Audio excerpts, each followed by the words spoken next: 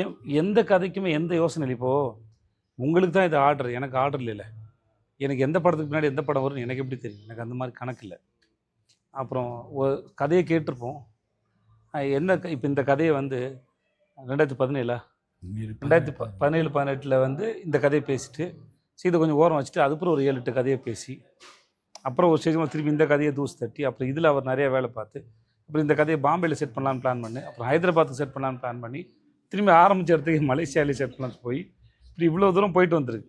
Okay, அதனால் இது எப்போ வரும்னு எங்களுக்கு தெரியாது. அந்த கணக்கு கிடையாது. ஒரு கதையை கேட்கும்போது இந்த கதை ஒர்க் அவுட் ஆகுமா ஆகாதான்ற கேள்விகளுக்குள்ளே மட்டும் தான் பார்க்குறோம். நம்மளை சுவாரஸ்யப்படுத்துதா, ஒர்க் அவுட் ஆகுமா அப்படிங்கிறது.